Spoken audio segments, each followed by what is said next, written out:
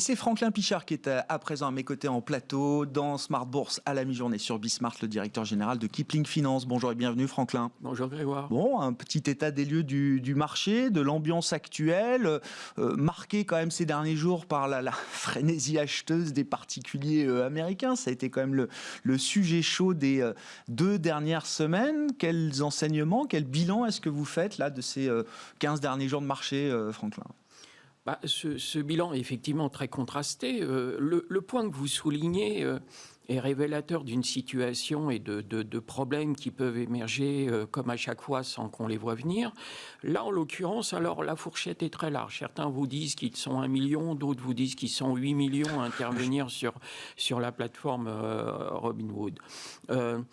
Au début, tout le monde se disait tiens, enfin, on va faire la peau des hedges, ça va être une excellente chose, ça va mettre un petit peu de moralité sur le marché.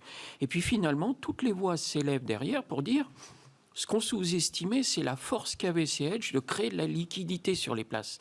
Et que du coup, à force de voir les investisseurs particuliers contrecarrer, on a vu qu'il y avait des fonds qui ont été en grave difficulté, les hedges ont dit on va freiner un petit peu nos positions vendeuses parce qu'on ne va pas non plus prendre la porte de saloon dans la figure. Et par conséquent, il y a eu un problème naissant de liquidité, ce qui a un peu ému les autorités. On parlait de Janet Yellen tout à l'heure, vous en parliez, et effectivement, ça va être un sujet. Il semblerait qu'après les actions, on les a vus se déporter sur les matières premières et sur l'argent métal. Là aussi, c'est en train de se dégonfler un petit peu. On va voir quelle va être l'évolution de ce nouveau phénomène qui a émergé en janvier. Mais pour le moment, ça semble un petit peu se calmer. Bon. Il y a d'autres phénomènes, évidemment. Alors, il y a l'environnement en janvier.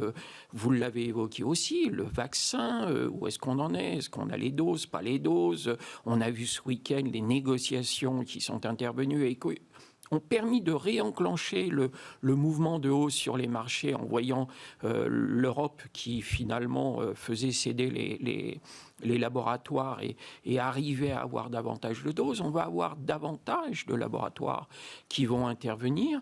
Donc c'est pour le moment encore beaucoup de questions.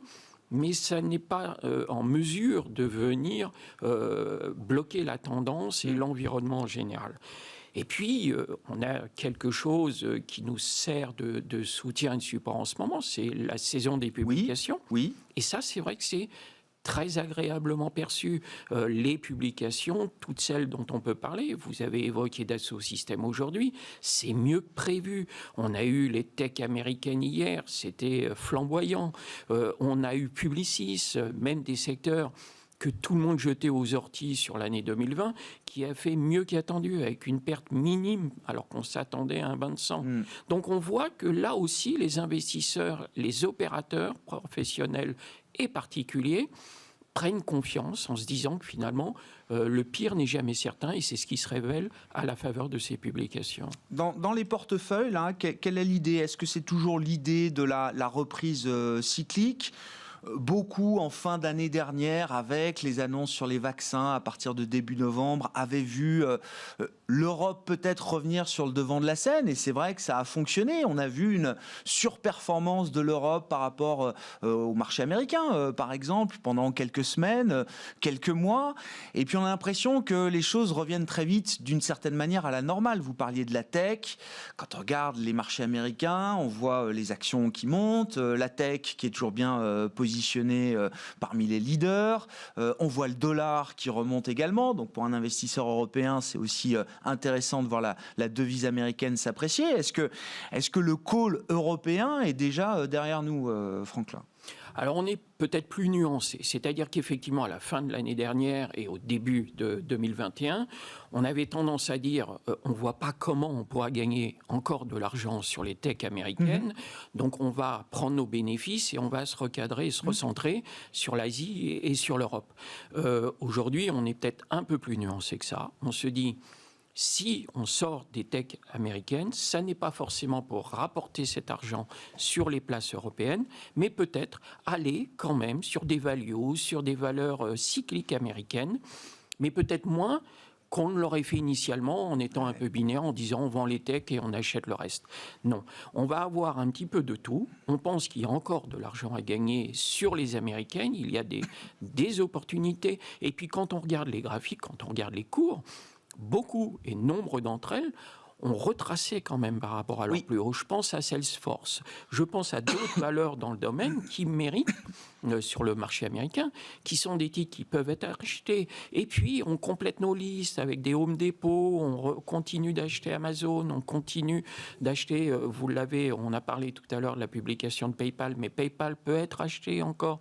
Il y a toutes sortes de valeurs américaines sur lesquelles on peut aller. On a noté aussi, contre toute attente, une excellente performance de General Motors. Oui. Alors c'est ça, il n'y a pas que la tech, c'est ce que vous dites. C'est ça. Il faut savoir nuancer, garder ses actifs sur la poche américaine.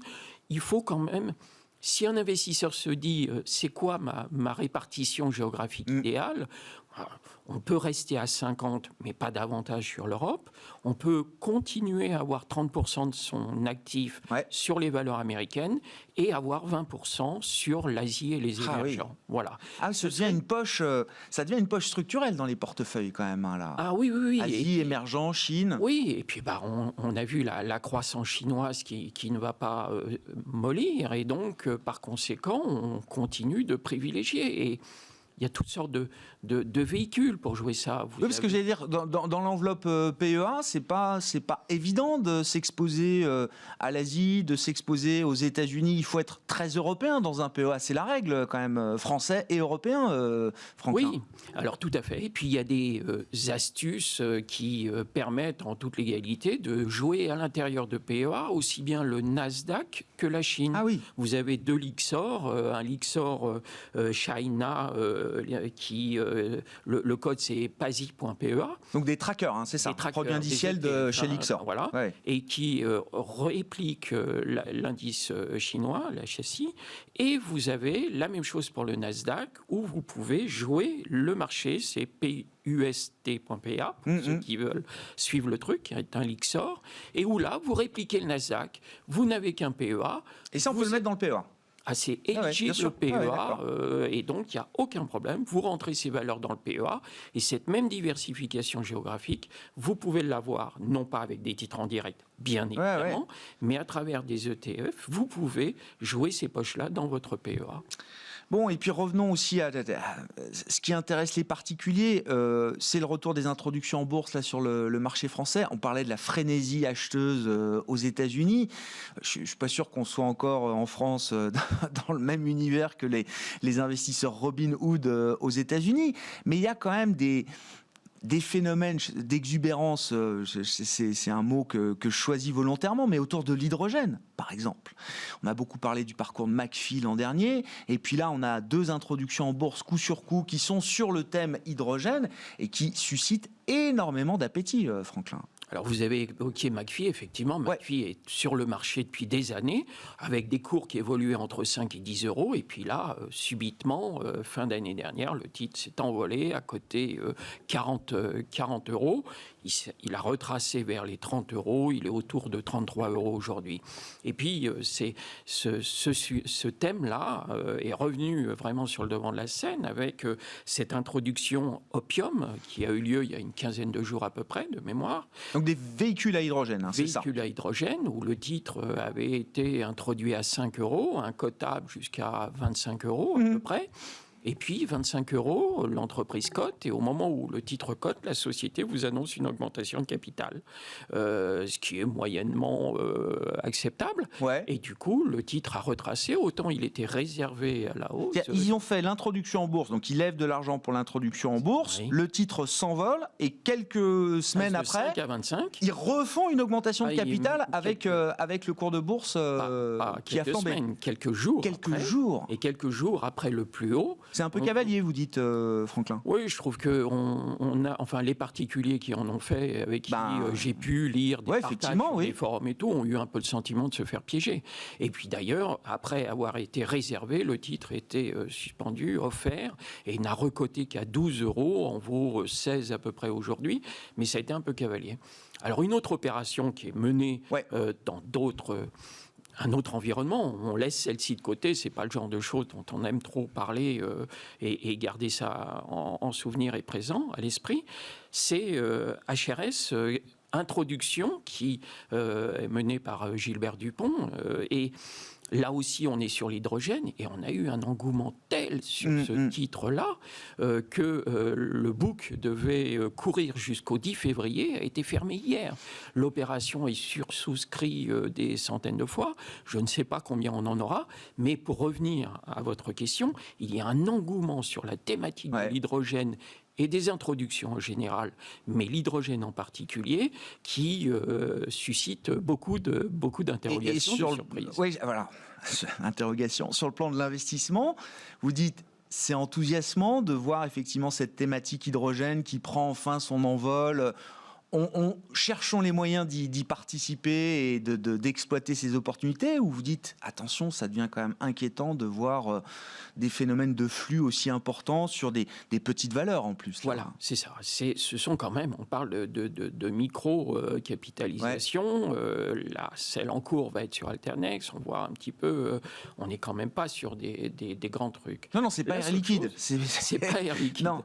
Voilà. Mais néanmoins, il y a des potentiels d'appréciation qui sont réels, mais l'hydrogène, c'est quand même pas pour demain. Donc ça va être long. On est dans un virage, on est dans un phénomène un peu nouveau, mais les particuliers ont déjà vu. Alors ce ne sont pas nos investisseurs américains dont vous parliez, il n'y a pas d'histoire de moralité et autres. C'est fondamentalement, je me tourne vers l'avenir et l'hydrogène, dont on parlait longtemps, quand on entend les voix dire l'électricité, c'est pas la panacée, le véhicule électrique et autres, et que l'hydrogène le serait peut-être davantage, eh bien, certains investisseurs et d'autres ont bien compris l'intérêt de la chose avec ces introductions sur cette thématique. HRS, effectivement, donc qui conçoit, qui fabrique des stations de ravitaillement en hydrogène. Je crois que la première cotation est prévue la semaine prochaine, le 9 février. Effectivement, là, un calendrier qui a été avancé avec un book qui a été garni beaucoup plus rapidement et beaucoup plus fortement que prévu. On suivra l'introduction en bourse d'HRS. Merci beaucoup, Franklin Pichard, avec nous en plateau dans cette édition de la mi-journée de Smart Bourse sur Bismart, le directeur général de Kipling Finance. On se retrouve ce soir en direct à 18h30.